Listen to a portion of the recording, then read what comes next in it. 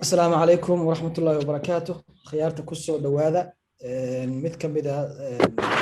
silsiladii noo soo socotay oo ugu magac darnay muxaadaraad ku saabsan Soomaaliya arrimo tagay iyo kuwa hadda taagan. maanta waxaan u fadhinaa muxaadaradii lixaad madad cilmiyeedkii lixaad oo inoo soo jeedinayo Xasan Cabdi Xasan. waxaana ku saabsan tahay Soomaaliya kaalinta ururada bulshada nabadda iyo dowlad dhiska. sidii caadada noo ahayd muxaadaradan waxay qaadan doontaa Ustaad Xasan wuxuu qaadan doonaa 40 daqiiqo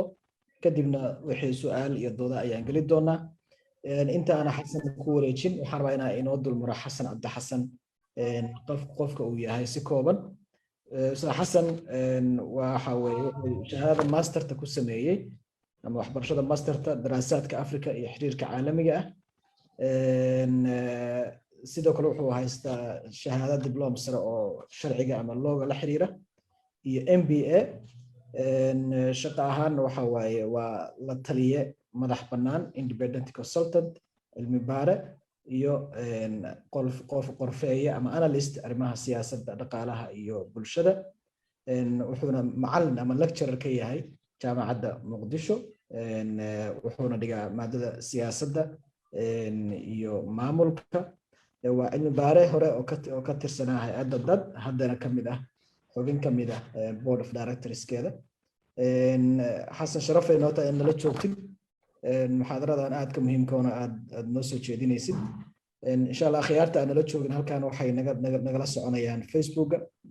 kadibna markii programku noo dhamaado YouTube-ka ayaa la soo gelin doonaa oo dadka inta ay dhaafto ay kaga faa'iideysan karaan.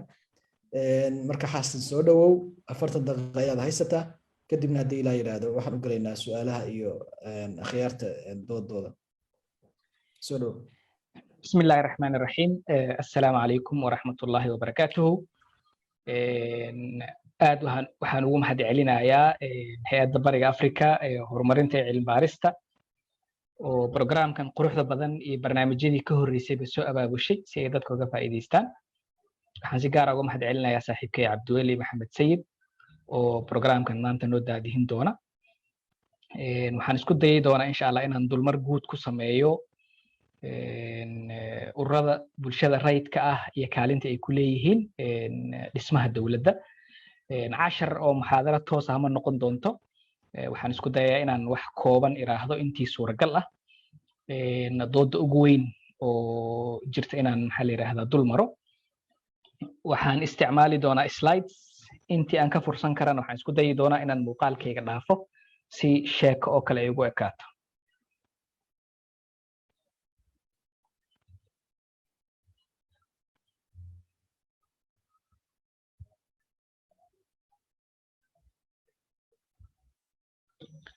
okay mawduucan waxyaabaha aan kaga hadli doono si gaar ah waxay noqon doontaa kow wax la yiraahdo civil society macnaheeda maxaa laga wadaa concept ahaan. doodaha ka taagan civil society marka la yiraahdo maxay tahay dawlad dhiska waxa la yiraahdo state building ama binaa dawla. maxaa la yiraahdaa peace building ama maxaa la yiraahdaa nabadda in la soo celiyo oo dib loo dhiso. sida marka loo fiiriyo inay qayb dawlad dhismaha ay ka mid tahay oo kale. maxaan ku fasiri karnaa maxay yihiin siyaabaha ay isula falgalaan dawladda iyo ururada bulshada rayidka ah. waxaan isku dayi doonaa intii suuragal ah inaan tusaalayaal Soomaaliyeed aan ka dhigo. guud ahaan civil society marka laga hadlayo waxaan dareensannahay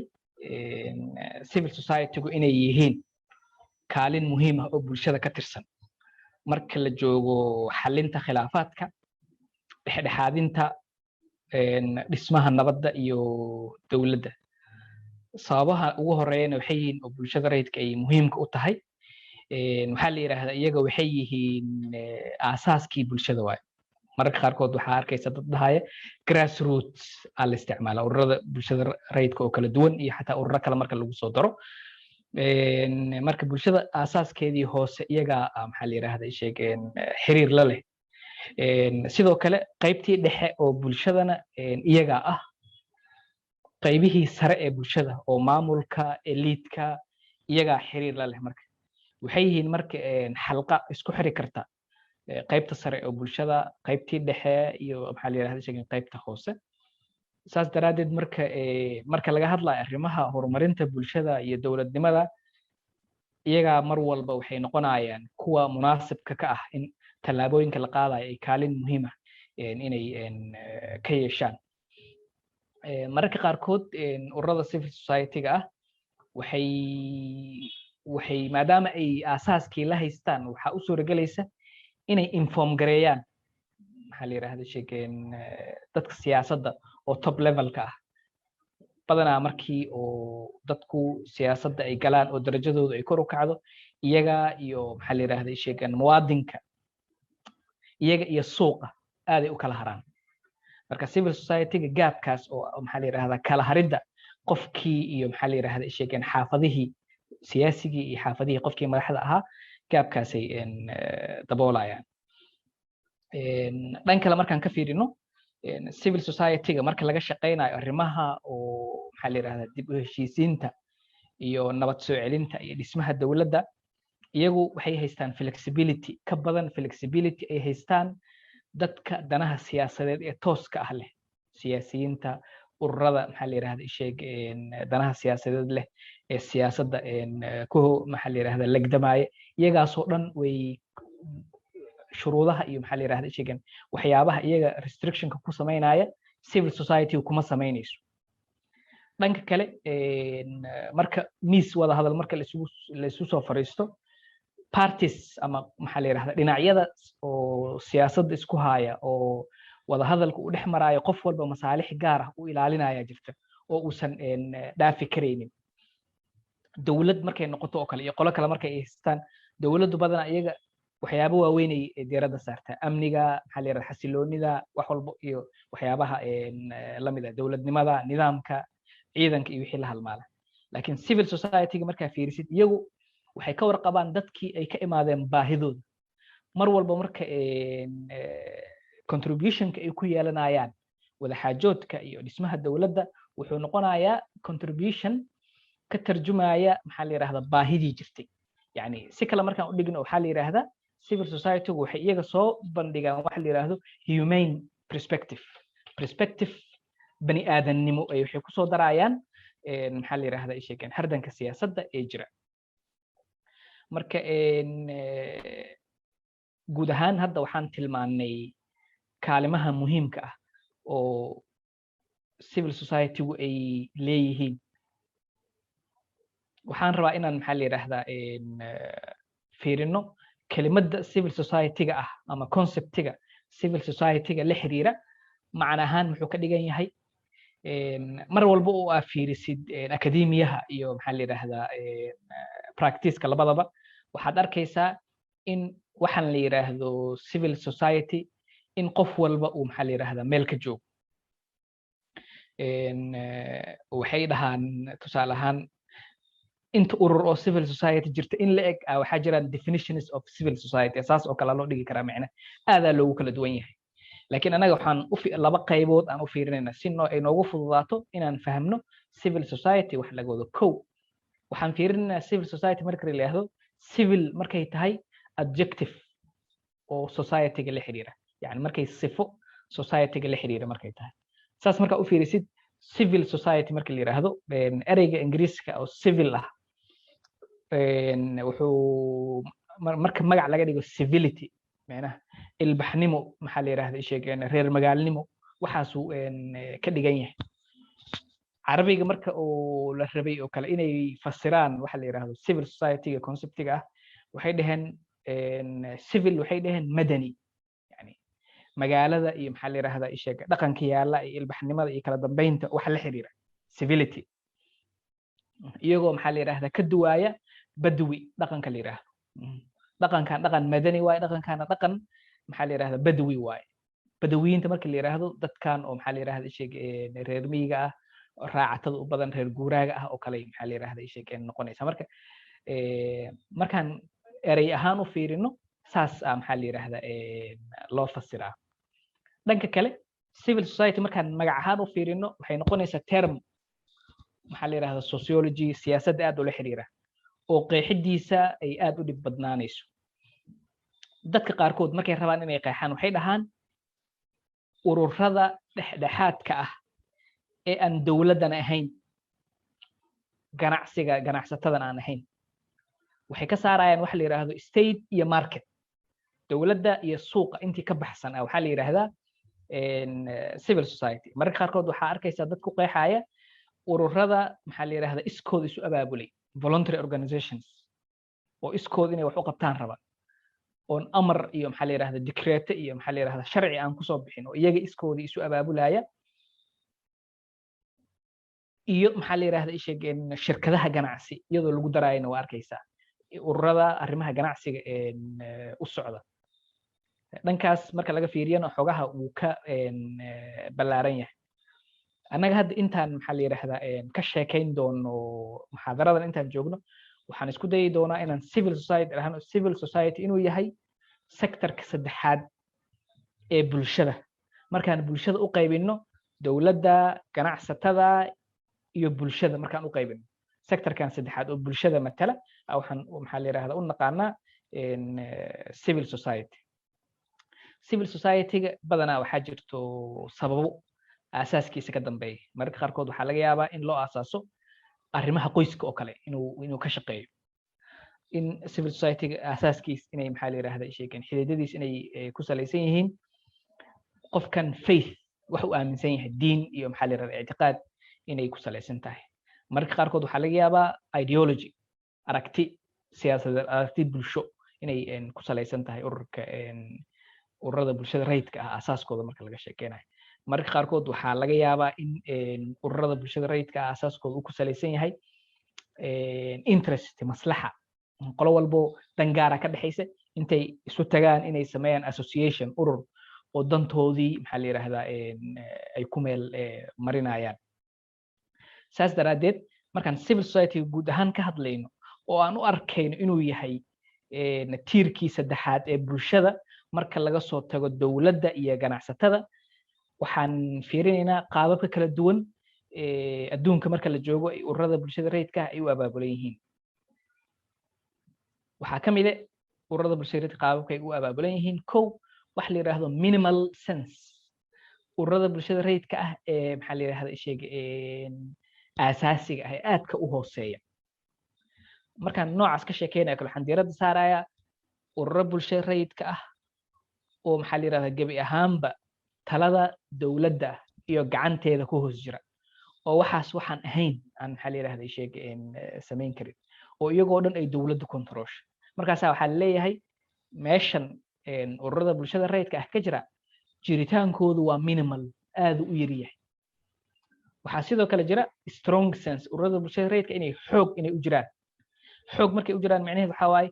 inay u jiritaankoodu inuu ka madax bannaan yahay jiritaanka dowladda haddii ay rabaan maxaa la yiraahdaa inay is-abaabulaan wax sameeyaan howlahooda isku dubaridaan iyaga iskoodii inay u samayn karaan oo aysan jirin waxyaabo kale oo xadidaya jiritaankooda waxaa sidoo kale jirta minimal sensiga iyo strong sensiga wax u dhexeeya oo aan dhehayno supplement to the state waxaa dhici karta mararka qaarkood noocyada dowladda ay ku xiran tahay ururada jira inay yihiin ururo kaabayaal u ah dowladda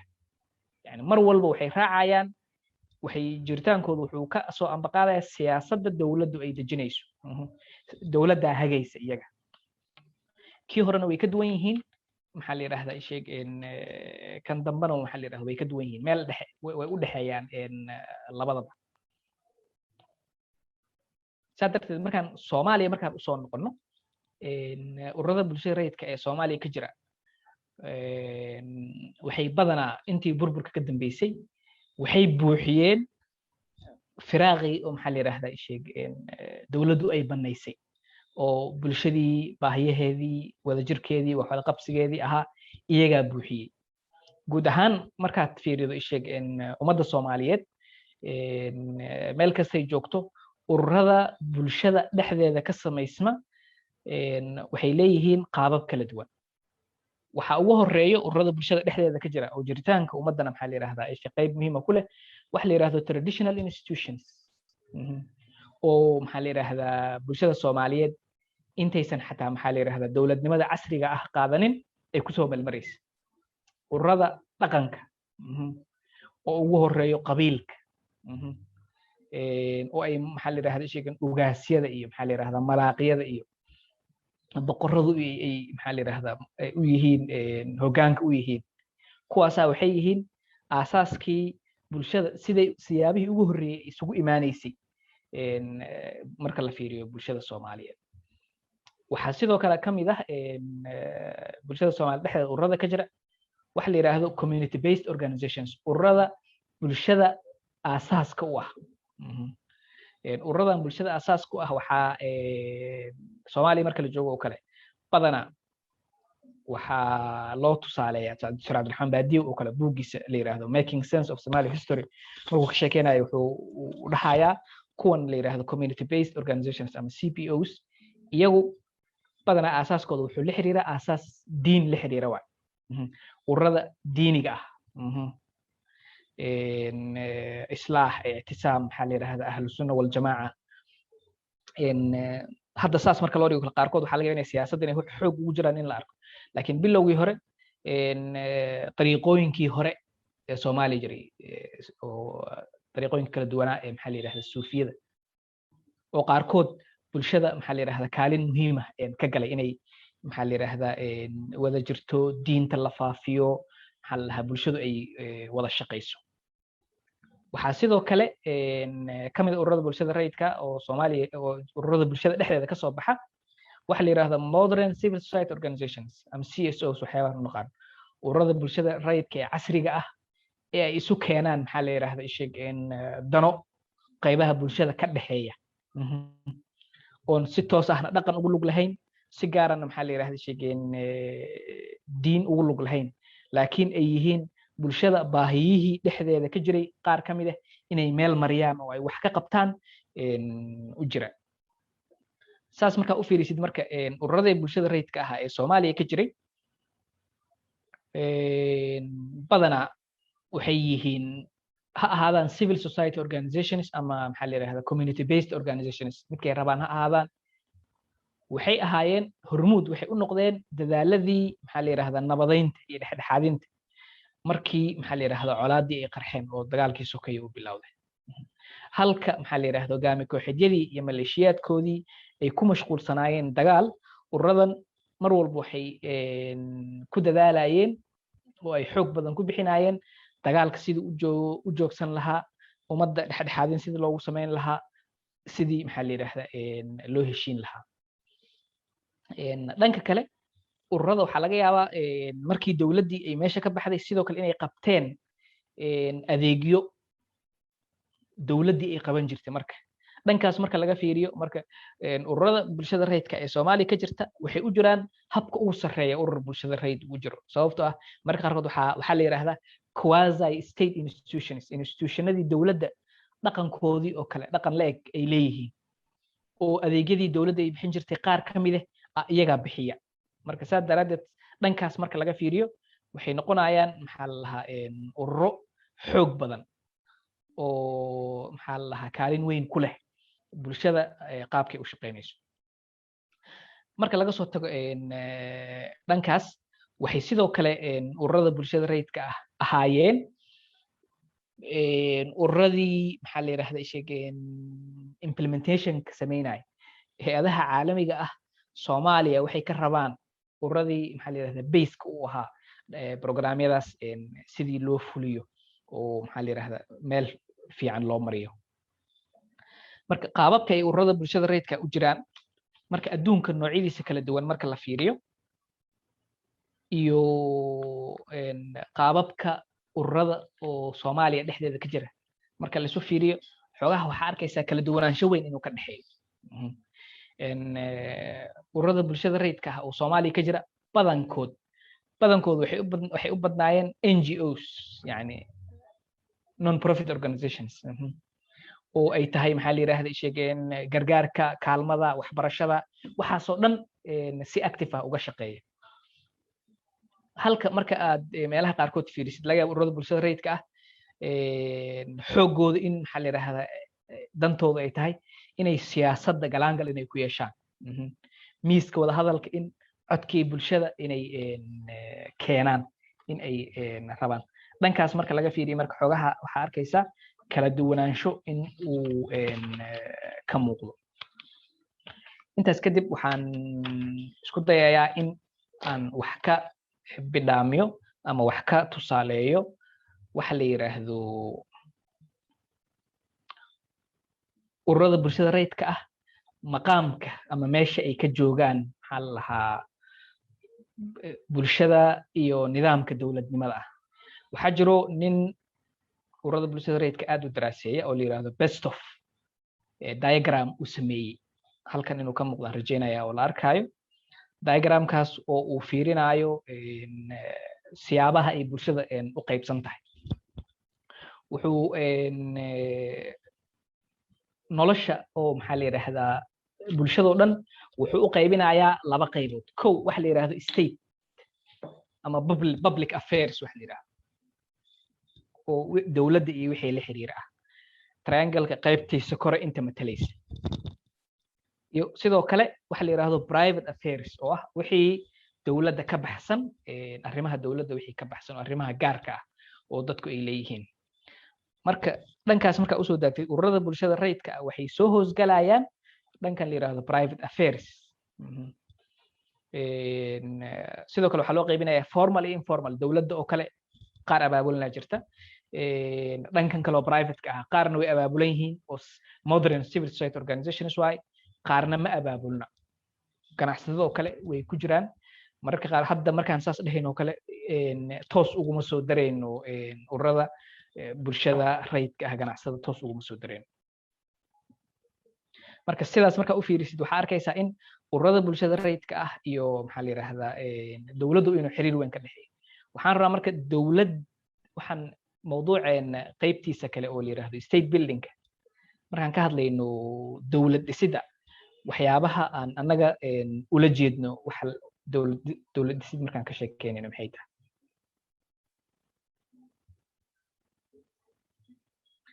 state building marka laga sheekeynayo badanaa waxaa lagu qeexaa habraacyada ama maxaa la yiraahdaa tallaabooyinka taariikheed ama siyaasadeed ee ujeedadeedu tahay in la abuuro institutionadiisa la xoojiyo ama horumar waaro uu gaaro ay gaarto dowladda yani tallaabo walba ay dowladda marayso laga soo bilaabo isheeg state formation ilaa maxaa la yiraahdaa isheeg sustainable development habraacaas processkaas oo dhan waxaa soo koobaya waxaa la yiraahdaa state building qarnigii 20aad dhammaadkiis waxaa maxaa la yiraahdaa isheeg soo ifbaxay waxa la yiraahdo peace building oo noqday maxaa la yiraahdaa approach gaar ah oo loo maro dowlad dhisidda marka laga hadlaayo waxaa jirtaa Yurub qaababkay dowladdeeda usoo dhisatay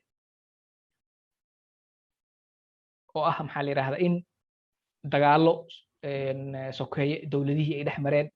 markii la gaaray heshiiskii Westphalia ay dowladihii Yurub oo dhan heshiiskaas inay ku soo baxeen oo marka dowlad walba tartiib ay markii dambe dowladahan aan naqaano Ingiriiska Faransiiska waxa soo dhan ay ku soo baxeen laakiin waxaa la arkay qarnigii 20aad wixii ka dambeeyay dowlado fara badan oo intay gumaysi ka soo baxeen quruumo jira noqday oo dowladnimadii ku fashilmay oo dhexdooda dagaal ka kaceen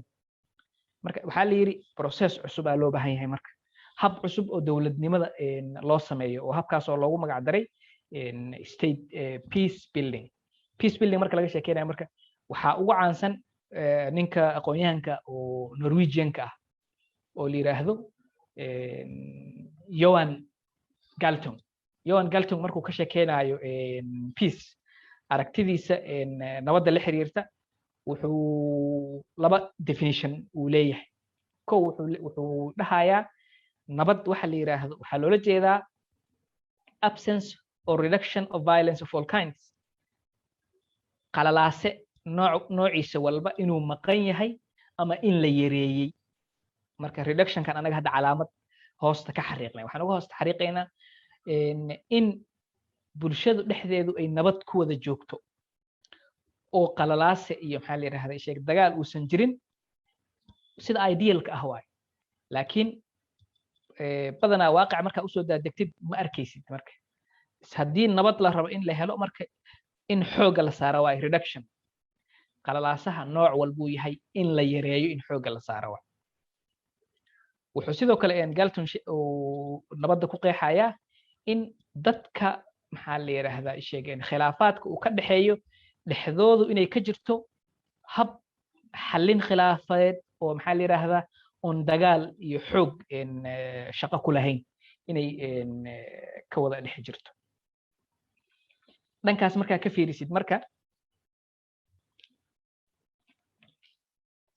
waxaa maxaa la yiraahdaa sheegeen soo baxaysa inaan diiradda saarno waxa la yiraahdo maanta oo dhan violence yaan ka sheekeynayna qalalaasaha la sheegaayo oo aan rabno inaan yarayno si aan nabad u helno oo ururada bulshada rayidka ahna maxaa la yiraahdaa wada xaajoodka iyo waxyaabahaas oo dhan ay u samaynayaan muxuu yahay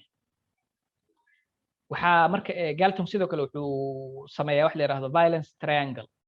saddex xagalka khilaafaadka oo maxaa la yiraahdaa bulshooyinka dhexdeeda ka dhaca laba nooca loo kala qaybiyaa khilaafaad muuqda visible kuwa la yiraahdo iyo khilaafaad qarsoon oo aan toos loo arkaynin sorry qalalaase qarsoon oo toos loo arkaynin haddii maxaa la yiraahdaa sheeg xaafaddaad degan tahay laba maleeshiyaad ama laba ciidan oo degan ay isku xabadeeyaan violenceigaas bannaankuu yaallaa haddii aysan isxabadaynaynin inuu violencigii dhammaaday macnaheeda kama dhigna sababtoo ah waxaa laga yaabaa bulshada dhexdeeda inay ka jiraan dhaqamo maxaa la yiraahdaa justification u samaynaya in qofku uu violence sameeyo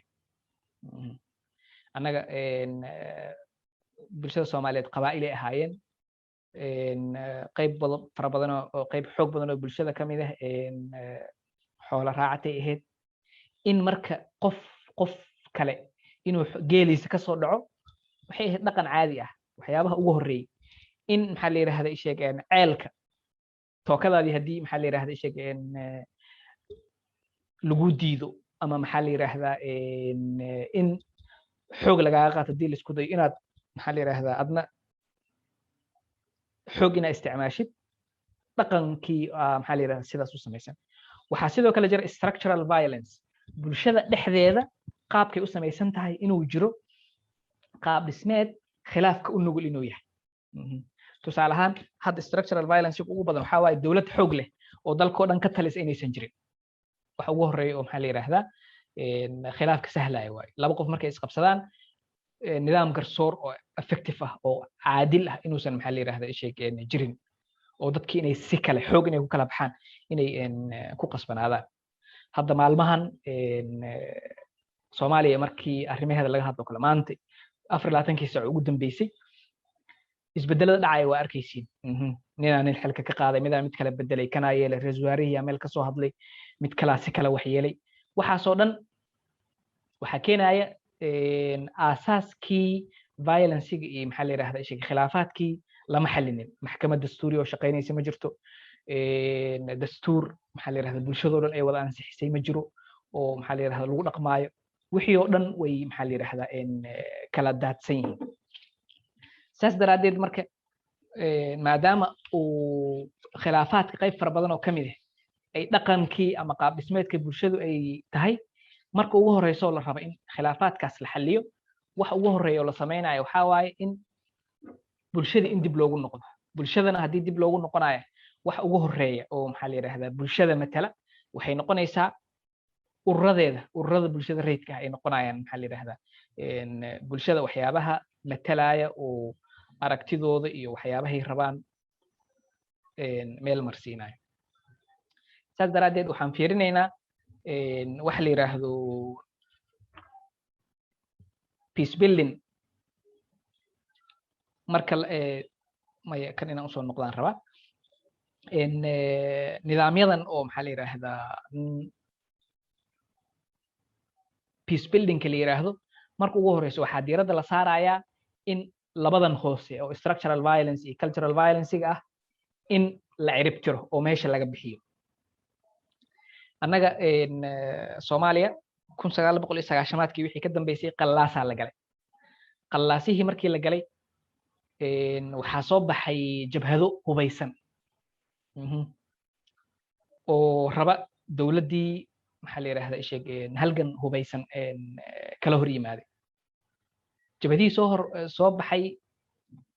waa taqaaniin sheeg tiradoodu meeshii dhamayd in hadda laga sheekeeyo iyo aad looguma baahna talaabadii ugu soo horeysay oo ururada bulshada rayidka ah ay qaadeen waxay ahayd inay sagaashamaadka inay manifesto inay soo saaraan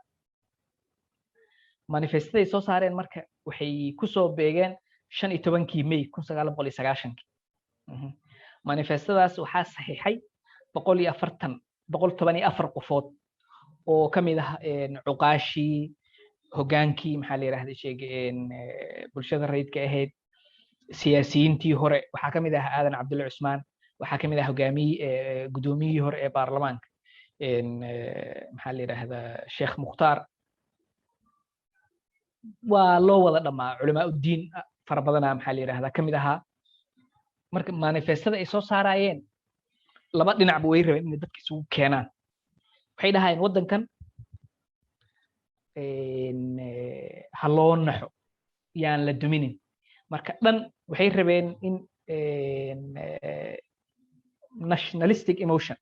yani caadifadda oo maxaa la yiraahdaa sheegeen wadaniyadeed dadka ku jirta inay kiciyaan waxay ku soo beegeen marka manifestadooda 15 May oo SYL asaaskeedii kamid ah sidoo kale tirada xubnaha oo saxiixdayna waxay ka dhigeen 114 oo ah tirada suuradaha quraanka marka waxay rabeen ummadda inay ka approach gareeyaan dhanka diinta oo maxaa la yiraahdaa ay bulshada Soomaaliyeed ku adag tahay iyo dhankii maxaa la yiraahdaa waddankaba inay maxaa la yiraahdaa ka beegsadaan nasiib darro manifestadoodii lama dhageysanin sidoo kale manifestooyinkii ay soo saareen waxay problemyo ay lahayd kow culimada Soomaaliya ugu caansanaa qaar kamid ah manifestadii ay soo saareen maxaa la yiraahdaa ururada bulshada rayidka ah kulligooda way diideen dadka ugu horeeyo diiday waxaa kamid ah oo hadda oo la sheegi karo la soo magacdhawi karo Sheekh Cabdirashiid Sheekh Cali Suufi oo yiri maxaa la yiraahdaa manifestadan dawladda waxyaabi anaga uga soo horjeednay oo ahayd in maxaa la yiraahdaa sheeg diinta inay ka hor imaatay oo shareecadii iyo maxaa la yiraahdaa iyo qodobo kamid ah in lagu daro aan la rabay laguma darin macnaha maadaama aan lagu darin oo aan la dhihin shareecada lagu kala baxay iyo qodob saas kamid ah aniga ma saxiixay culimo fara badan oo kamid ah maxaa la yiraahdaa sheeg diideen iyagoo dhahaya shareecada kuma jirto maxaa la lahaa heer la gaaray marka in ururadii maxaa la yiraahdaa sheeg culamaa udiinka ay lahaayeen inay iyagana manifesto kale inay dib u soo saaraan warkii oo kooban waxay noqotay siyaad bar inuu xamar ka tago dadaalkii koobaad oo maxaa la lahaa in la dhexdhexaadiyo jabhadihii iyo siyaad barre inuu fashilo intaas wixii ka dambeysay 91 ilaa iyo maxaa la yiraahdaa 2009 Soomaaliya waxaa ka dhacay ku dhawaad 13 shir oo beesha caalamku ay sponsor gareynayeen oo ururada bulshada rayidka ahna maxaa la yiraahdaa qayb weyn ay ka lahayd iyo 5 shir oo waaweyn oo maxaa la yiraahdaa gudaha dalka ka dhacay oo Soomaalida iyaga iskoodu ay maxaa la yiraahdaa isu abaabuleen shirarkii Soomaaliya ka dhacay oo dhan waxay rabeen dadkii is haystay yani markii dawladda burburtay jabhadihii soo baxay waqooyiga waxaa ka soo baxay SNM koonfurta waxaa ka soo baxay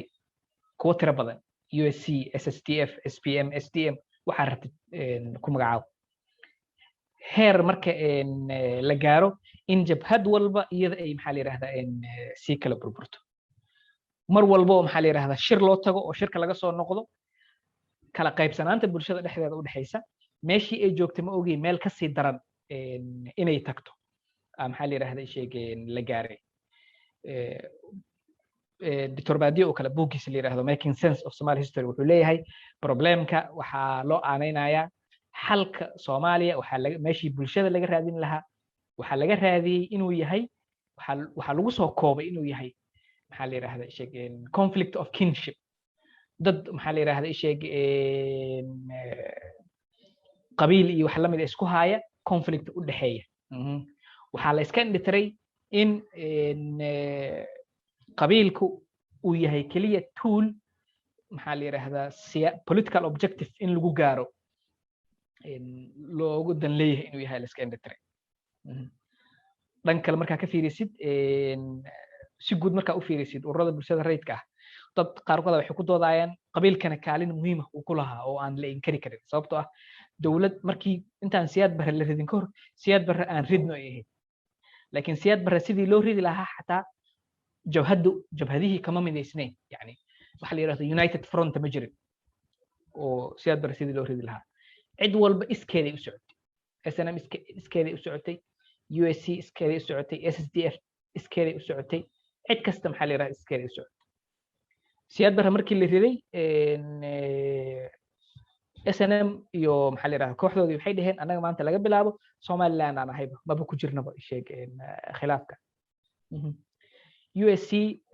shira la qabtay waxaa la soo doortay Cali Mahdi عيديدا wuxuu yiri aniga shirkaas kuma jiro ninkaasna ma aqoonsanin oo madaxweynaha oo xilliga ku beelgaarka ah loo soo doortay waxay noqotay marka USCD laga yaabo inay tusaale ahaan xooggeed inay hawiye matalaysay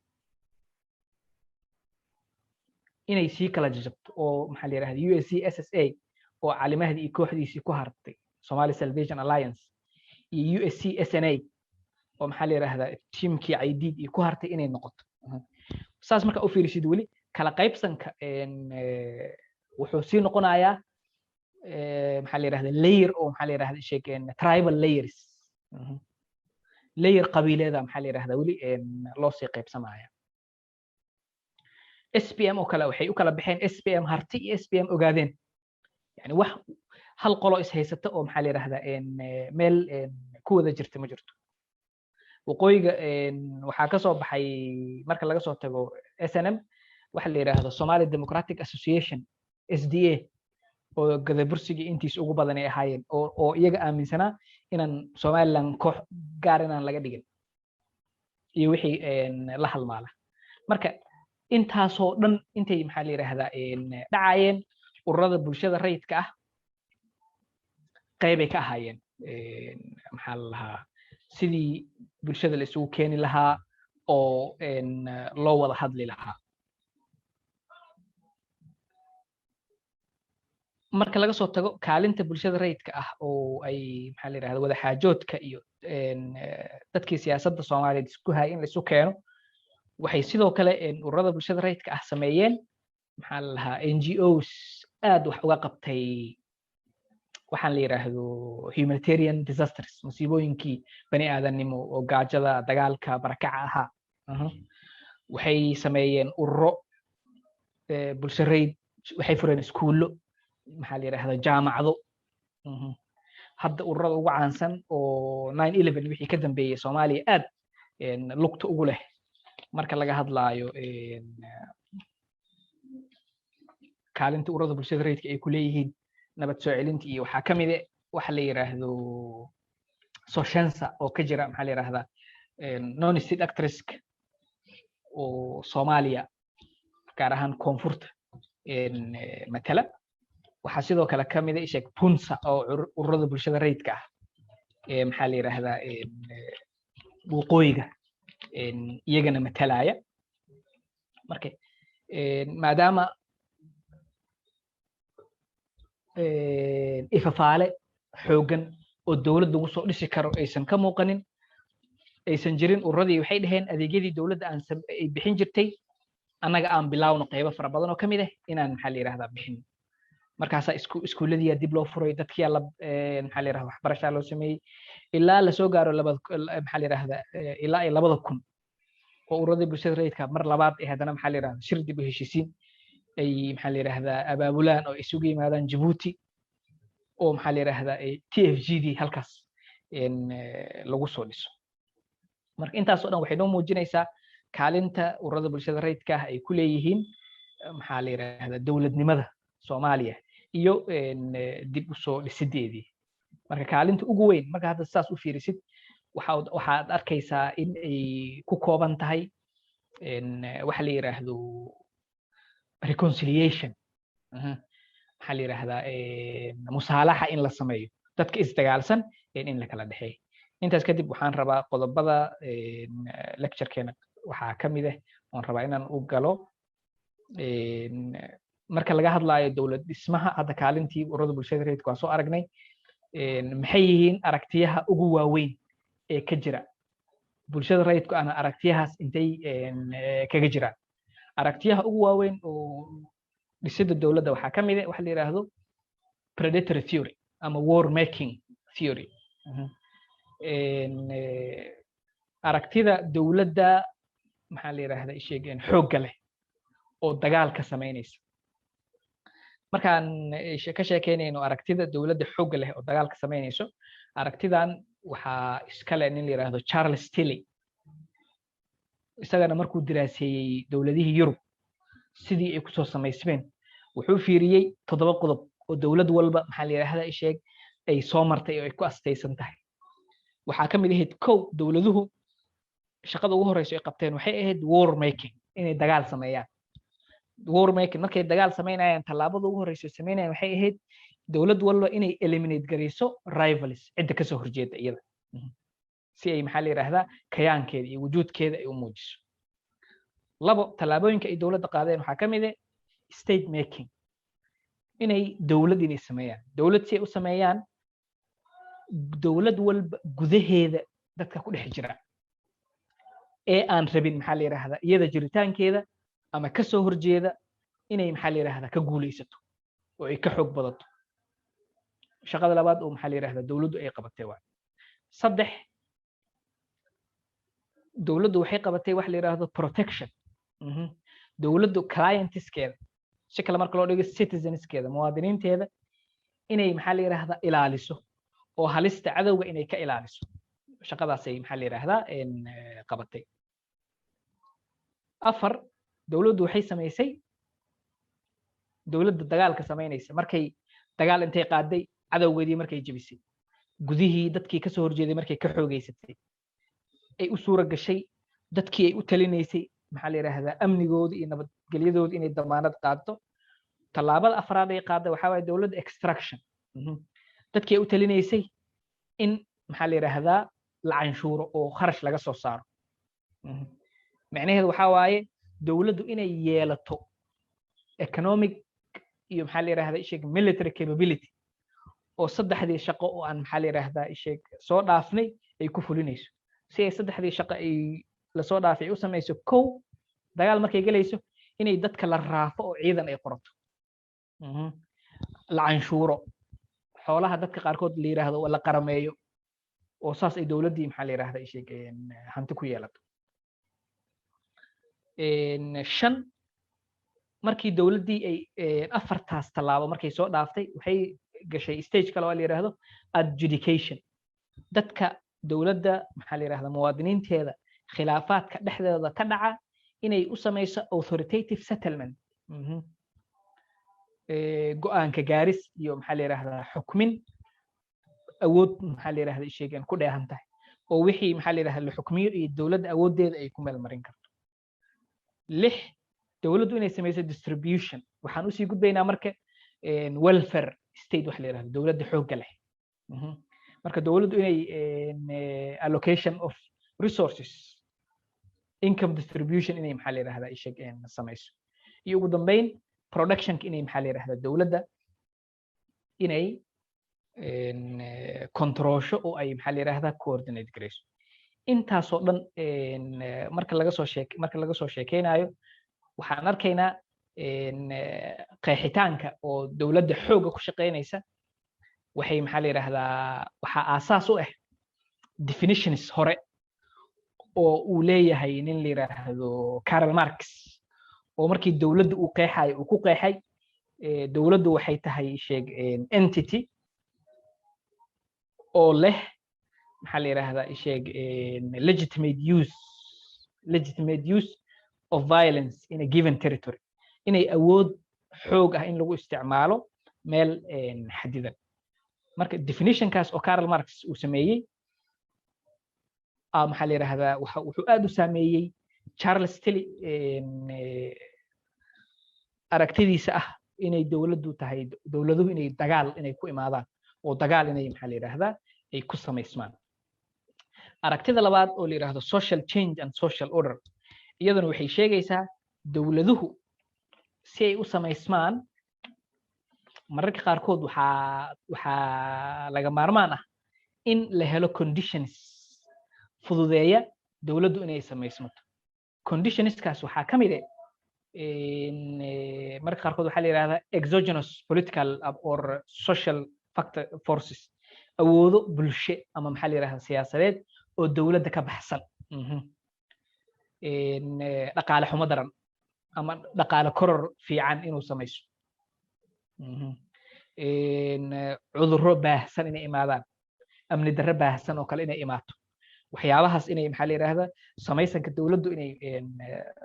saameyn ku leeyihiin sidoo kale marka laga hadlaayo aragtida dhehaysa social change and social order in bulshada qaybaheeda kala duwan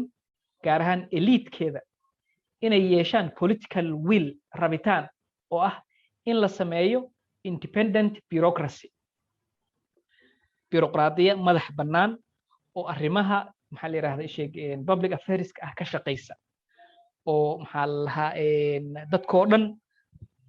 adeegoodii ay maxaa la yiraahdaa ka bogan karaan iyo ugu dambeyn in la helo elite xirfadii iyo aragtidii fogeyd ee laga maarmaan ku ahayd in dawlad la sameeyo marka laga sheekeynayo social changes waxaa la yiraahdaa dawlad walba waxay soo maraysaa isgoosyo bulsho walba waxay soo maraysaa isgoosyo gaar ahaan bulshooyinkan oo hadda oo la soo gumaystay oo kale oo post colonial states ka leh waxaa la yiraahdaa bulsho walba markay waxay soo maraysaa isgoyskii ay uga gudbi lahayd dawladnimo iyo dawlad la'aan marka isgoyskaas dadka markaas talada haaya siyaasiyiinta kaliya ma noqonayaan hogaamiye kooxyada kale ma noqonayaan dadka bulshada madaxyaweynteeda ah ganacsata ha noqoto maxaa la yiraahdaa elite-ka noocyadiisa kala duwan ha noqdaan aqoon-yahanada ha noqdaan dadkaas meeshay u jiheeyaan inta commitment ay ku bixiyaan maxaa la yiraahdaa ay dawladuhu isgoosyada oo maxaa la yiraahdaa sheegan halista ah ay ku gudbi karaan marka isgoosyadaas markay gudbaan waxaa sameysmaya marka waxaan la yiraahdo modern state markuu sameysmo marka wuxuu leeyahay tiirar laga maarmaan ah inuu maxaa la yiraahdaa modern state-ka lahaado si shaqadiisa ay u fududaato tiirarka aasaasiga 5 daqiiqo baa ku harsan insha Allah okay waa soo koobaya marka tiirarka aasaasiga oo maxaa la yiraahdaa modern states waxaa ka mid ah laba group loo kala qaybiyaa waxaa la yiraahdaa physical element oo maxaa la yiraahdaa state ku koobaya physical elementiga marka laga sheekeynayo waxa badanaa diiradda la saaraa wax la yiraahdo dadka iyo dhulka oo bulshadu ay leedahay labadaas laba shay oo la taaban karo oo dawladdu ay ka kooban tahay waxaa sidoo kale jirta laba shay oo la taaban karin oo la sameeyo oo maxaa la yiraahdaa social constructs oo bulshadu ay abuurto oo ah political element oo state marka laga sheekeynayo waxay noqonaysaa authority and sovereignty dawladdan inay xuduud la yaqaano oo xuduudaas dhexdeeda iyada ay maxaa la yiraahdaa sheegeen ka taliso inuu jiro iyo ugu dambeyn dawladdu inay authority leedahay Francis Fukuyama oo kale markuu ka sheekeynayo dawladnimada wuxuu leeyahay authority markaan ka sheekeynayno authority-gu macnaheedu kama dhigna authority-gu power macnaheeda ma aha yani power iyo authority way kala duwan yihiin authority-gu dadka iyagoo ku qanacsan yani authority-ga laba dhinac waaye two way street dadku iyo bulshada iyo dawladda isdhexgalka ka samaysma waxyaaba ka imaada waay marka Fukuyama wuxuu leeyahay dawladnimada casriga ah marka la samaynayo marka laga soo tago theory-yadaas kala duwan dawlad marka la samaynayo in la fiiriyo waayo demand for government institutions bulshadan dowladda samaysanaysa maxay u baahan tahay baahiyaha jira maxay yihiin in la isweydiiyo waa in la isweydiiyo waaye maxay yihiin sababaha ay dowladuhu ugu fashilmaan inay adeegyadii laga rabay inay maxaa la yidhaahdaa fuliyaan saddex maxay yihiin cudurrada dowladaha soo koraya ku dhaca oo ka hor istaaga inay gaaraan jidkii Denmark ay martay oo horumar ballaaran inay gaaraan waxyaabaha oo maxaa la yiraahdaa hadda Soomaaliya oo kale marka u soo noqotid Soomaaliya waxay leedahay bulsho oo maxaa la yiraahdaa sheegan xoog badan yani anaga problemkan haysto waxa waaye waxaan haysanaa wax la yiraahdo strong society iyo maxaa la yiraahdaa weak state bulsho xoog badan state maxaa la yiraahdaa daciif ah markay saad tahay marka in la fiiriyo nooca state-ka aan maxaa la yiraahdaa sheegan anaga rabo state-keena maxaa la yiraahdaa sheegan sababay in maxaa la yiraahdaa la fuliyo marka laga hadlayo marka dawladda xoogeeda waxaa badanaa la isku qaldaa waxa la yiraahdo strength iyo scope wadamada qaarkood waxay leeyihiin dawlad xoog leh laakiin scope-ka shaqadeeda uu xadidan yahay maraykanka oo kale yani dawlad maxaa la yiraahdaa private sector-ku aad u ballaaran yahay dawladuna awoodaheedii ay maxaa la yiraahdaa ku kooban yihiin laakiin dawlad ahaan dawladdu ay aad u xoog badan tahay waxaa sidoo kale arkaysaa Scandinavian-ka oo kale yani dawlad xoogna leh maxaa la yiraahdaa scope-keedana uu ballaaran yahay oo welfare state iyo wixii la halmaala marka ugu dambeyn waxaan rabaa inaan iska soo gabagabeeyo maadaama 5 daqiiqo ku harsan la yiri marka civil society-ga intuu ka galaya marka dawladnimadan casriga ah civil society marka ugu horeysa wuxuu muhiim u yahay nabadda iyo maxaa la yiraahdaa isbedelka dimuqraadiyadeed ee maxaa la yiraahdaa bulshooyinku ay sameynayaan sababtoo ah civil society-ga maxaa la yiraahdaa kaalin mug leh ku leh xiriirka dawladda iyo bulshada u dhaxaysa in la hagaajiyo reform in lagu sameeyo dadka authority-ga haya in checks in la controlo si aysan maxaa la yiraahdaa ugu xadgudbin civil society-ga iyaga waxay sameynayaan wax la yiraahdo alternative form of authority awoodii dawladda oo dadka ay qasbaysay awood ka duwan yani bulshada waxay leedahay wax la yiraahdo opinion leaders maxaa la yiraahdaa sheeg dadka oo afkaarta dadka bulshada hogaamiya marka dadka afkaarta bulshada hogaamiya iyagoon ciidan iyo maxaa la yiraahdaa xoog isticmaalin ay waxay sameyn karaan bulshada ay jihayn karaan marka kaalintaasna kaalin muhiim ah oo maxaa la yiraahdaa civil society-ga uu leeyahay waa civil society wuxuu kaalin muhiim ah ku leeyahay meelaha maxaa la yiraahdaa state building uu ka jiro waxa la yiraahdo social contract in la xoojiyo meelaha hadda anaga Soomaaliya markaan joogno kale caqabadaha ugu waaweyn ay naga haystaan yani heshiiska ay bulshada ku wada joogto oo ay state-ka ku tahay in maxaa la yiraahdaa la xoojiyo marka civil society kaalintooda waxay noqonaysaa in shacabka inay wacyigeliyaan information-kii ay u baahnayeen inay siiyaan shacabka inay mobilization inay ku sameeyaan shacabka dantiisii iyo maxaa la yiraahdaa sheeg arrimihiisii inay u loobi gareeyaan oo ay iyaga maxaa la yiraahdaa meel mariyaan wada hadalkii maxaa la yiraahdaa sheeg codkii shacabka inay dawladda gaarsiiyaan dialogue inay maxaa la yiraahdaa dawladda la galaan taasna waxa waaye kaalimaha muhiimka ah saas marka loo fiiriyo marka waxaa jirta waxaan ku soo gabagabeynayaa waxaa jira book la yiraahdo the narrow corridor oo dawladnimada casriga sida loo sameeyo ka sheekeynaya wuxuu marka dawladaha u qaybinayaa 3 nooc kow dawlad la yiraahdo shackled government ama shackled leviathan dawlad xakamaysan dawlad bulshada rayidka ah iyada xiriir fiican oo ka dhaxeeyo oo accountable ah oo rule of law uu ka jiro oo sharciga uu taliyo oo aysan dawladda talin waxaa jirta Fukuyama oo kale markuu dawladnimada ka sheekeynayo wuxuu leeyahay aad wuxuu akhriyaa laakiin Abdul codka ku furan Abdul mikrofoonka ku furan Francis Fukuyama oo kale wuxuu leeyahay markuu ka sheekeynayo dowladaha oo xakamaysan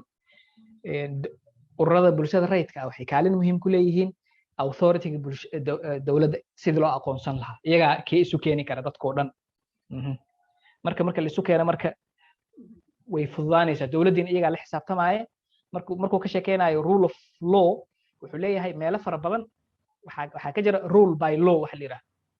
rule by law macnaheedu waxaa waaye dekreetada madaxweynaha iyo go'aanka ra'iisul wasaaraha iyo wixii lamid ah in lagu socdo bulshada laakiin dhankan kale inuusan isla xisaabtan inuusan jirin dhanka kale waxaa jirto absent leviathan wax la yidhaahdo bulshadii inay xoog badan tahay oo ay maleeshiyaad tahay oo ay beelo tahay oo dowladda inay u baahnayn ay maxaa la yidhahdaa ay isu malayso yani anaga intii gumaysiga ka horreysayna waxaan kusoo jirnay sagaashameeyadii ilaa hadda maxaa la yidhahdaa intaan dowladdan lasoo dhisan wixii aan maxaa la yidhahdaa ku jirnay bulsho iyada maxaa la yidhahdaa adeegyadeedii xataa iyada samaysanaysa yani oo mararka qaarkood xataa dadka akademi ku jira inay su'aal ka keenaan dadkan maxaa la yidhahdaa dowlad ma rabaan marka haddii awoodda bulshadana ay badato dowlad la'aana lasoo istaagaya haddii awoodda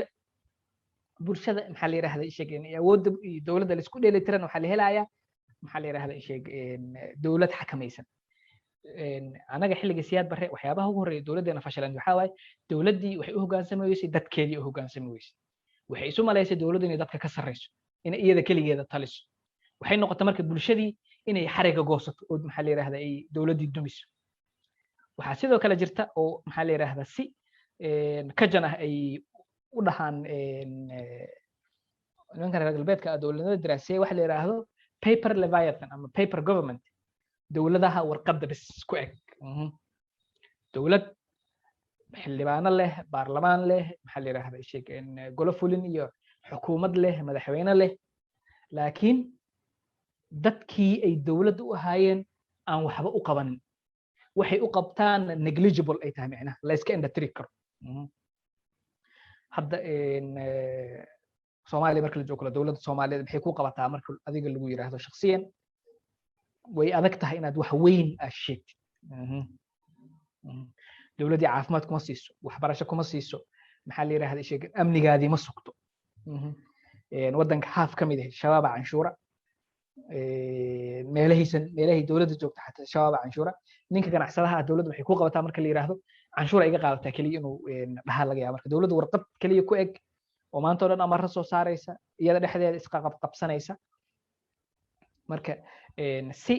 loo helo dowladda tii koowaad aan ku bilownay oo dowlad xakamaysan waxaa la rabaa ururada bulshada rayidka inay yihiin ururo xoog leh annaga ururadeena bulshada rayidka ah waxay keliya ku kooban yihiin arrimaha bani'aadanimada caawinta waxbarashada caafimaadka waxaas laakiin markii siyaasadda la noqdo siyaasadda aaday maxaa la yiraahdaa sheegeen ugu hooseeyaan marka argumentiga dhahaaya sheegeen ururada bulshada rayidka ah cirka ka soo dhaceen hadda marka Soomaaliya la joogo in lagu noqdo waay markii aragtid maxaa la yiraahdaa nin siyaasi ah oo ahaan jiray civil society leader oo siyaasadii galay oo waji kale la soo baxaaya yani saameyntii ururada bulshada rayidka ah ma jirto waay markii aragtid in ururada bulshada rayidka ah platformskii siyaasadda inay marti ku yihiin markay aragtid waxaad dareemaysaa in meesha ay ka jiraan ururada bulshada rayidka ah oo dhanka siyaasadda marka la yiraahdo dhanka kale waa ku amaanan yihiin howlaha waaweyn ay qabteen laakiin dhanka siyaasadda marka la yiraahdo inay ururo xoog leh dadka hogaamiya bulshada jiheeya inay noqdaan intaasaan kusoo gabagabeynaya aad iyo aad u mahadsantihi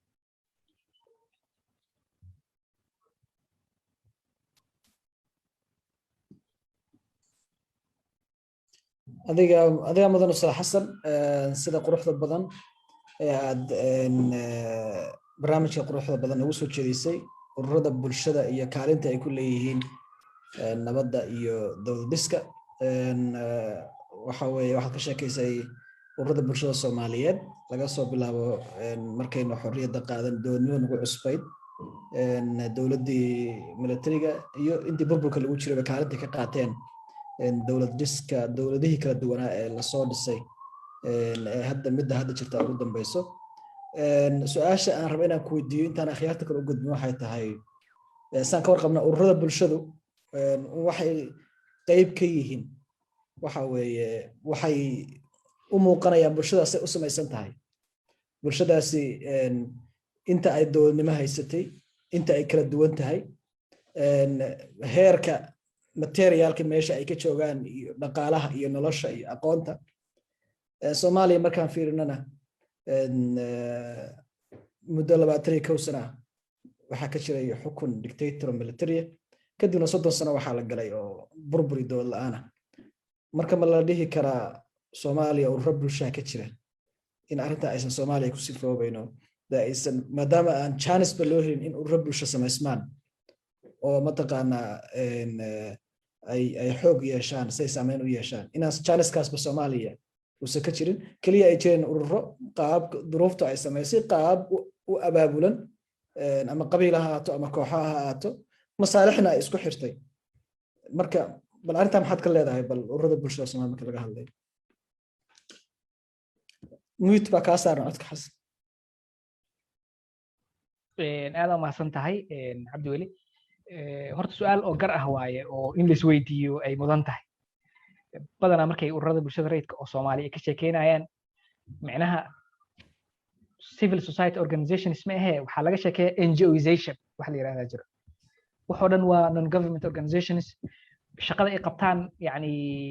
sida adiga aad sheegtay duruufo jira ay ku imaadeen taasna waxa loo aaneyn karaa bulshada Soomaaliyeed dabeecadeed sida waxa la yiraahdo u samaysan tahay annaga gumaysiga ka hor ururo Soomaaliyeed urur casri ah oo bulshada rayidka yani macnaha hadda ay ka dhigan tahay ururada bulshada rayidka ma jirin sababtana waxay tahay reeraan ahayn waxayna si hoosan u wada xalisan jirnay dawladda waaweyn ma jirin urur bulshada rayid ah oo kaalin leh ma jirin taariikhda Soomaaliya marka dib loogu noqdo ururada bulshada rayidka ee ugu horeeyay waxay soo baxeen 20-meeyadii 1920-meeyadii ay soo baxeen iyagaasna waxa keenay dad intay dibadaha aadeen wax soo barteen ku baraarugay halgankan lagu jiro isheeg maxaa la yiraahdaa isheegeen gumaysiga iyagaas maxaa la yiraahdaa noocyadii ugu horeeyay ururo bulshada rayida oo active ah oo maxaa la yiraahdaa isheegeen loolanka gumaysiidka ah ka mid noqday markii maxaa la yiraahdaa isheeg xornimada aan qaadanay 9 sano kadib dawladeeni way burburtay dawladeeni maadaama ay burburtay ururadii dawlad bulshada rayidka ahaa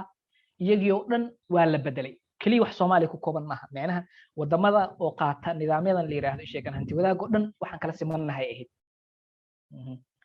yani waxa laga dhigayay ururada bulshada rayidka ah hadda maxay dhahaan dadka dawladda taageera guul wadayaal macnaha waa la guul wadeynaa marka adiga urur bulshada rayid ma tiid hadaba dawladii ka tirsan tahay one party state baa jira marka boos ma banaanayn ba boos ma banaanayn waxa jirtay marka wax la yiraahdo hadda waxa arkaysaa wali anaga ideolojiyadaas way jirtaa oo noocaas u samaysan oo ururada bulshada rayidka iyo dawladda isku dhajisa waxa arkaysaa waxa la lahay ururka dhalinyarada qaranka macnaheed maxaa waa dhalinyarada qaranku mideynaya miya adiga qaranka marka dhahay inaad dawladda tahay waa macnaha si fiican ha adi dawlad ma tahay mise waxa tahay civil society intaas la saaro ay maxaa la ururka haweenka qaranka kaliya dhalinyarada kaliya kuma koobno ururka haweenka qaranka wixii oo dhan qaranka iska leh laakiin anaga markaan civil society nahay society yaan matalayna fiir is not state kama matalayna marka civil society in that qaranku naga dhaxeeya anagoo dhan yes qaranku naga dhaxeeya aniga waxaan ahay sheeg qayb aan ahay state-kiina qayb waayo shaqa naga dhaxaysa dadka oo dhan bulshadani u adeegana laga rabaa anigii gaar ahaan dhinaca bulshadan matalaya aniga waxaa la rabaa sheeg cirbad dawlad dabada kaga taagan in ahaada la rabaa aniga markaan bulsho rayid ahay marka xasan saacid ku yeelatay waa dhamaystiraya marka in that sense Dr. Badio xataa buugiis uu ku sheegaya in the modern sense civil society waxa la yiraahdo oo maxaa la yiraahdaa isheegan lobbies oo pressure groups oo siyaasadda saameynayo maxaa la yiraahdaa isheegan musharaxiinta iyo maxaa la yiraahdaa candidateska kulliyatiga qabanayo agenda loo in that sense anaga civil society wali ma helin marka haddaan rabno marka dawlad xoog leh civil society in that sense u shaqeynaya inaan helno. aad iyo aad waxaan siinayaa garad barwaaqo. garad soo dhowow.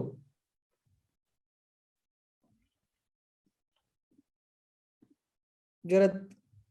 qabo.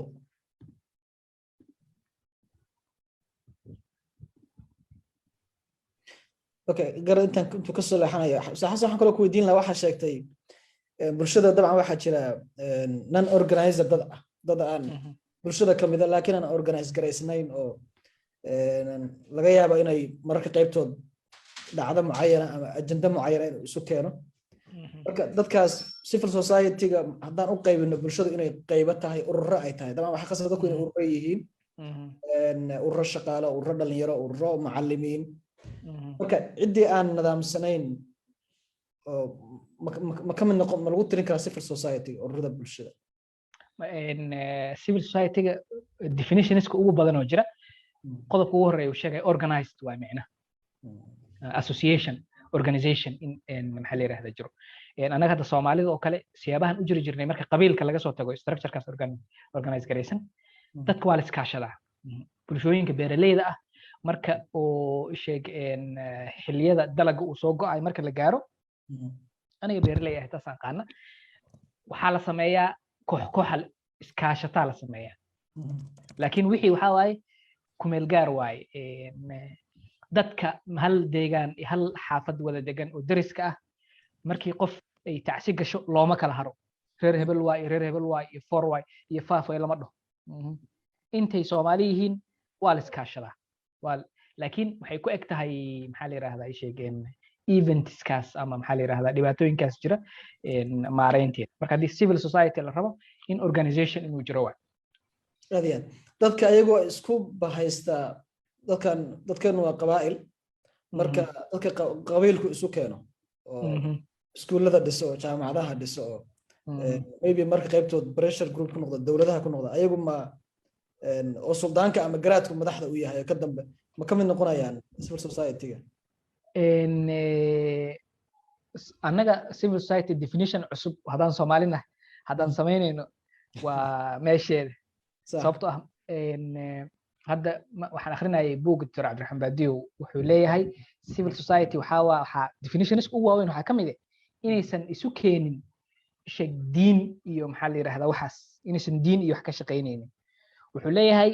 galbeedka maadaama ay secular yihiin saasay darteeda saas u dhaheen. galbeedka maadaama uusan qabiil iyo wax aqoonin wax walbo oo maxaa la yiraahdaa in the name of qabiil lagu sameeyo uma yaqaano civil society. laakiin anaga xataa haddaan rabna xataa maxaa la yiraahdaa dadkeena intellectualiska inaan civil society-ga samayno definitionka civil society oo ururada waxaa la dhihi jiray ururada samafalka la dhihi jiray civil society marka la fasirayo sagaashamaadkii ilaa maxaa la yiraahdaa 96 97 miya ma aqaan laba urur waaweyn inxa iyo qolo kale intay wada fariistaan dhahan waxaan ku heshiinay niman yahow maxaa la yiraahdaa eray bixintan ma qumane dad waxaa jir aan ka shaqeynin samafalka iyo waxaas. markaas waxaa la yiri ururada bulshada rayidka definitionkaas la sameeyay. maadaama definitionkaas aan sameynay definitionkii contentigiisana hadda waa samayn karnaa. waxaan dhihi karnaa urur hadda siyaa loo maareeya tusaale dadku waxa qora waxay leeyihiin ururada oo qabiilka ku salaysan oo kale shufo inay is urursato iskuul samayso ay wax qabato oo kale waxaa la yiraahdaa kuwaas community based organizations CBOs. marka civil society organizations saasaa looga soocaa. laakiin civil society waxaa la rabaa bulshada qaybaheeda kala duwan dan inay jirto maslaxa iyaga mideynaysa inay jirto. waa shaqaale waa macallimiin waa dhakhaatiir maxaa la yiraahdaa waa beeraley waa maxaa la yiraahdaa ganacsato wax isku xirxiraa inay jiraan. aad iyo aad haye garad hadda soo dhow garad zoomka iska bismillaahir rahmaanir rahiim. cabduul waa mahadsan tahay. ustaad xasanna waa u mahad celinayaa iyo madasha daad fursaddan ay mar kalena siiyeen. marka aad iyo aad runtii u mahadsan tihiin. horta aniga hadda waxaan qabaa in Soomaaliya marka la fiiriyo ay ururada bulshada rayidka hadda ay jiraan oo ay dib hadda u soo noolaadeen yaysanba qabanin howlihii laga rabay oo hadda ustaadku hadda lagjarkiisa noogu sheegay. laakiin waxaan isleeyahay sababaha ay u qaban waayeen ayaa runtii aad u muhiima in maxay ahayd diiradda la saaro ama la focus gareeyo. Marka sida hadda lagjarka ku jirtay waxyaabaha ugu waaweyn oo la rabo inay diiradda saaraan ama xoogga ay saaraan waa inay yacni dhinac istaagaan waxa la yidhaha social contract, oo tusaale dastuurka oo kale in aan nidaamka markaa jira uusan ku xadgudbin. sidaa daraaddeed marka waxaan rabay marka inaan weydiiyo sidee hadda Soomaaliya ay ku heli kartaa inagoo og duruufaha aynu ku jirno ayna muuqato had iyo jeer markii la yidhaahdo ururadii ay isu yimaadaan amaba ay dhahaan aan shaqo qabanno, laga yaabo in interest kale oo ka bannaanka ah shaqadii loogu talagalay ururada bulshada rayidka inay meesha soo dhex gasho, oo instead ay ilaali lahaayeen contractig bulshada ay dowladda kula jireen oo xuquuqda bulshada ilaalin lahaa, xuquuqda kale ee dowladdana ilaali lahaa, inay runtii ay sidii la rabay aysan u focus garin maadaama interest kale uu ku jiro. sidee marka loo heli karaa as academic marka loo fiiriyo bulsho rayid oo danaha ama interestiga bulshada ka shaqeysa ayaan rabay inaan Ustaad Xasan weydiiyo. waa mahadsan. aad iyo aad u mahadsan yahay garad. su-aal aad muhiim u ah waayo oo jawaabteedana laga yaabo aniga keliya xataa waxaan bixinayo inaysan ku koobnaan karaynin, oo in ururada bulshada rayidka oo hadda jira oo maxaa la yiraahdaa iyo dadka hormuudkooda ahba inay ka wada tashadaan la rabo. ururada bulshada rayidka ah oo hadda Soomaaliya jira waxaa jirto caqabado oo hor yaalla. caqabadaha oo maxaa la yiraahdaa ajande siyaasadeed yeesha wuxuu u xoobsiibtaa urur siyaasadeed. horta taas in la xalliyo waa taas, iyadoo la xallinin ururada bulshada rayidka ah kaalintii la rabo ma ciyaari karaan. adiga maantana ma dhehaysid ururada bulshada rayidka ahay warkayga hala dhegeysto, berrina siyaasi ma noqonaysid. labadii maxaa la yiraahdaa ma is yeelanayaan. waxaa sidoo kale jirta ururada bulshada rayidka ah markii ay rabaan inay kaalintii oo maxaa la yiraahdaa waardiyeynta social contractiga markay qabanayaan, waxaa la rabaa inay civic agenda bulsho inay wadaan. yani waxaa la diidayaa tusaalahaan urur bulsho rayid ah oo maxaa la yiraahdaa group gaar ah mucaarad ku ah ama group gaar ah taageersan. marka in maxaa la yiraahdaa civic agenda in la helo oo maxaa la yiraahdaa ururada bulshada oo dhan ay maxaa la yiraahdaa ay miiska saarayaan, oo dadka siyaasadda ku jira oo kale aysan halis weyn ugu dareemeynin. lambar 3 mobilization. ururada bulshada rayidka ah weligeed way samayn jireen iyadoon maxaa la yiraahdaa dowlad iyo waxba jirin, ay dadkii oo dhan intay kaxeeyeen ay Djibouti geeyeen, way isu geeyeen, waa la soo yani aasaaskii dowladda adaa lahaa. marka maanta ma jirayso marka waxaa la rabaa ururada bulshada rayidka ah inay bulshada mobilize gareeyaan for the interest of the society. bulshada danteedii inay maxaa la yiraahdaa u mobilize gareeyaan. waxaa jiraya markii oo xiliyadan hadda anaga aan joogno oo kale la joogo lines aa jira oo qof walba inuu dhaafo uu diidan yahay, ama lines qof walba uu ku shaqeynayo. waxaa jira party lines ama maxaa la yiraahdaa group lines. adiga group gaar ah aad maxaa la yiraahdaa maslaxa kugu jirtaa, groupkaas line-koodi inaad ma rabtid. waxaas in ururada marka bulshada rayidka iyaga waajibka saaran waxaa waaye bulshadii lineskaas si ka duwan yani inay u hagaan oo ay maxaa la yiraahdaa u mobilize gareeyaan. aniga afkaar ahaan intaasaan qabaa, laakiin waxaa laga yaabaa in waxyaabo kale lagu dari karo. aad u mahadsantahay. adiga mudan Ustaad Xasan. barnaamijka gabagabadiisa ayaa kusoo dhownahay. su-aasha u dambaysa aan ku weydiinaya waxay tahay hadda xaaladda lagu jiro Soomaaliya markaad fiirisid guud ahaan maxaad ku qiimeyn lahayd kaalinta ururada bulshada? maxaad isleedahay, maxaa kuu muuqda, maxaa duldaboolo isleedahay waxaas waa laga gaabiyey in la sameeyay ahayd? hadda waxaan ku jirnaa political crisis oo aad u daran. dhowr bil ka hor aniga magaalada muqdishoan joogaa dagaal caadiya ka dhacay ururada bulshada rayidka ah waxay madaxdii dalka waxay la kulmeen dagaalka markuu dhacay kadib markii la isku fakaday hadda dagaal hadda inaan sii saadaaliyo ama maxaa la yidhahdaa sheegeen sii saadiyo ma raba laakiin saansaanta ma fiicna qoortaa la isugu jiraa marka xilligan oo kale xilligii la rabay waayo nabadoonnada odayaasha mararka qaarkood waxaa laga yaabaa qofka nabadoonka ah haddii uu rabo inuu dhexdhexaadiyo inuu horta isaga inuu dhexdhexaad noqdo adiga haddaa rabtid dagaal inaad joojisid conflict inaad xalisid haddaa rabtid inaad dhexdhexaad noqotid mararka qaarkood xalka oo conflict looga baxaayo mid qaraar inuu yahay laga yaabaa oon qofna qancinaynin marka in saas la rabo marka waxaa soo badanaya odayaal oo shir jaraa'id qabanaya oo maxaa la dhahaa laga yaabo mararka qaarkood qaababka hadalka iyo wax jeedintooda inay u eg tahay shidaal ama maxaa la yidhahda benziin oo khilaafkii jiray oo kale ku noqonaysa marka kow in qof walba oo bulshada maxaa la yidhahda hormuud u ah ugaas ha ahaado maxaa la yidhahda nabadoon ha ahaado qof walbo aqoon-yahan oo intellectual bulshada rayidka qaybeeda ugu muhiimsan in caqli saliim in lagu fakero in maxaa la yidhahda horta qof walba lagu booriyo bulshada rayidka kaalintaas inay iyaga qaataan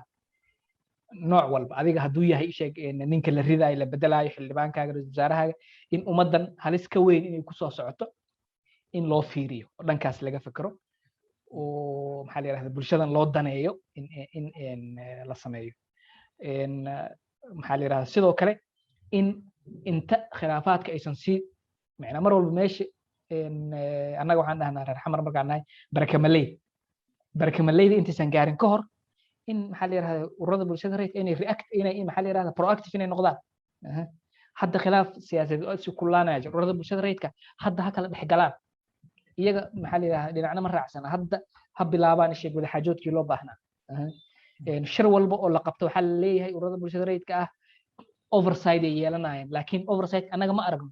oversightkii xoogganaa ha ku gorgortamaan ha yeeshaan yani waddankan iyagana qayb ay ka leeyihiin maxaa la yidhahdaa gorgortanka bargaininka ha bilaabaan oo saas ay yeelaan haddii saas ay yeelaan waxay qabanayaan haddaysan saas yeelin kuwan is haysto wax ma doorinayaan aad iyo aad maast garad soo dhow kusoo laabatay waa kusoo laabtay waa maadsanta ustaad sayid waxaan ku weydiin rabay lagjarka ugu dambeeyey miya lagjarkan may kuwa kala ka sir waa maadsanta nin shaakir la yidhahda mar gacan taagaya oo malayna shaakir soo dhow waa dhowahay waa mahadsan tahay sayid iyo xasan labadiinaba ustaad xasan aad u mahadsan yahay sida uu mawduuca u kala dhigdhigay uu u faahfaahiyey aniga faale yaraan rabo aan ku darsado oo ah bulshada rayidka dabcan waa qaybta oo mar kasta aan qaybta saddexaada la yidhahdo iyo maaragtay iyo sectorka oo businesska macalin xasan sheegay waa qoladii oo mar walba inay xisaabiyaan ama ay kontrolaan gabadfalka amaba qaladaadka amaba sharci jibinta dowladda qoladii u dhaqmaysa waaye mujtamaceenna marka laga hadlaayo oo soomaaliga tusaalaha oo bulshada rayidka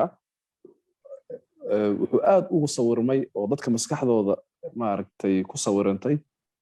keliya NGO-yada oo dabcan qayb ka ah bulshada rayidka oo u taagan maaragtay baahi weyn dabcan ay keentay maadaama annaga burbur iyo gaajo aan galnay laakiinse qaybihii kala duwan oo dhan qaybihii kale oo faraha badnaay sida xirfadlayaasha maaragtay wariyaasha saxaafadda madaxa bannaan xitaa aniga waxaan qabaa tusaalaheena soomaaliya marka laga hadlayo waxaa lagu soo dari karaa dadka culummada ama diinta maaragtay